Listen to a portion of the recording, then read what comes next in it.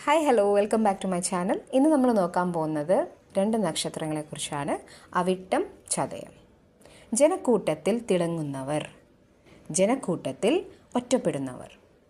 ഈ 2 നക്ഷത്രക്കാരുടെ ജീവിതം പുറത്തുനിന്ന് നോക്കിയാൽ വളരെ സമാനമായി തോന്നാം.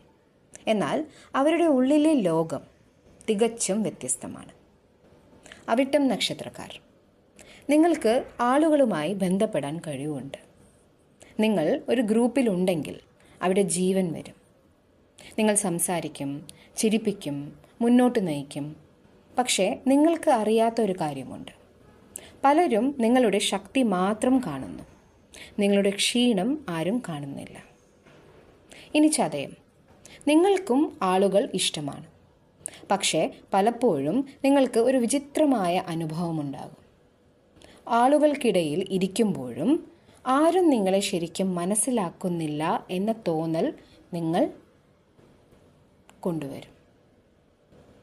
നിങ്ങൾ ചിരിക്കും, സംസാരിക്കും, എല്ലാം സാധാരണ പോലെ തന്നെ തോന്നും.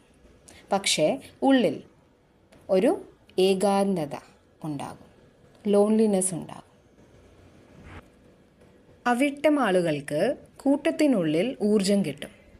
ചതയം ആളുകൾക്കിടയിൽ നിന്നുകൊണ്ട് ജീവിതത്തെ നിരീക്ഷിക്കും. അവിട്ടം പറയും, വാ നമുക്ക് എന്തെങ്കിലും ചെയ്യാം. എന്നാൽ ചതയം ചോദിക്കും, നമ്മൾ ഇത് എന്തിനാണ് ചെയ്യുന്നത്?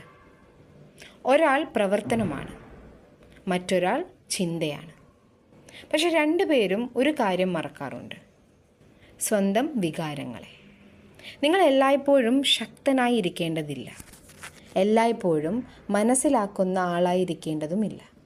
ചിലപ്പോൾ നിങ്ങളെയും ആരെങ്കിലും മനസ്സിലാക്കട്ടെ.